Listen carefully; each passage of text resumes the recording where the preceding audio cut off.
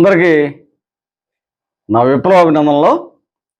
మరి ముఖ్యంగా నిన్న ఈ ప్రకాశం జిల్లాలో ఉన్నటువంటి రిజర్వ్డ్ నియోజకవర్గం అయినటువంటి ఎర్రగొండపాలెం నియోజకవర్గంలో ప్రస్తుతం ఈ ఎర్రగొండపాలెం నియోజకవర్గంలో వైఎస్ఆర్సీపీ పార్టీకి చెందినటువంటి అభ్యర్థి తాటిపర్తి చంద్రశేఖర్ అనేటటువంటి వ్యక్తి, మా దళిత సామాజిక వర్గానికి చెందినటువంటి వ్యక్తి గెలుపొంది శాసనసభ్యులుగా ఉన్నారు. ఇక్కడ తెలుగుదేశం పార్టీ అభ్యర్థి ఎరిక్షన్ బాబు ఓడిపోయి ఇన్ఛార్జిగా ఉన్నాడు. అయితే ఈ రిజర్వ్డ్ నియోజకవర్గంలో నిన్న కొంచెం గలాట జరిగింది. ఈ గలాట ఏంటంటే ఓడిపోయినటువంటి వ్యక్తి మా దళితుడు.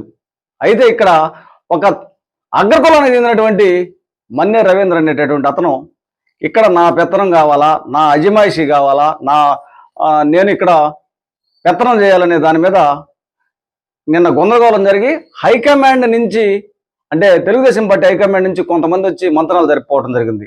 వాస్తవంగా ఈ రాష్ట్ర ప్రజలకు ఆంధ్రప్రదేశ్ రాష్ట్ర మాల మహానాడు తరపున తెలియజేస్తున్నాను, రిజర్వేషన్లు అనేవి ఎట్లా వచ్చినాయి?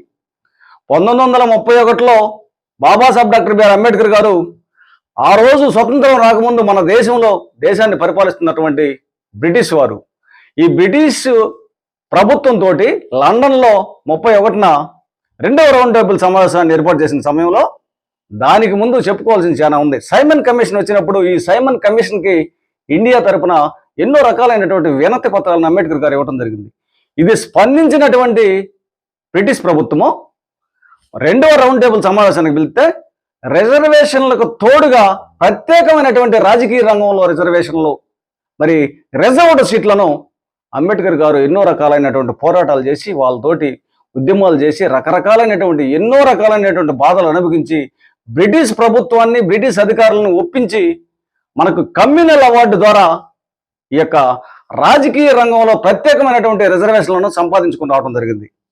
దీనిని ఇష్టం లేక ఆ రోజు మరి ఈ కమ్యూనల్ అవార్డు ద్వారా రిజర్వేషన్లు సంపాదించుకొని ఇండియాకు వచ్చినప్పుడు, ఈ ఇండియాలో ముంబైలో పూణే అనేటటువంటి పట్టణంలో నా ఎర్రవాడ జైల్లో ఉన్నటువంటి గాంధీ మరి దళితులకు ప్రత్యేకమైనటువంటి రిజర్వ్డ్ స్థానాలు ఇవ్వడానికి లేదని చెప్పి నిరాకరిస్తూ ఆమరణ నిరాహార దీక్ష చేయడం జరిగింది. ఇది ప్రజలందరికీ దేశవ్యాప్తంగా తెలిసిన విషయమే.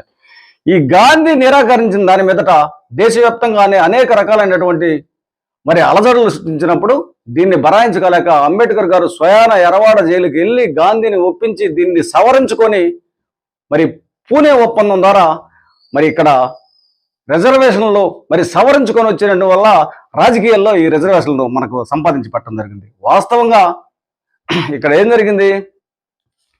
కర్నూలు జిల్లాలో జగన్ ప్రభుత్వం అధికారం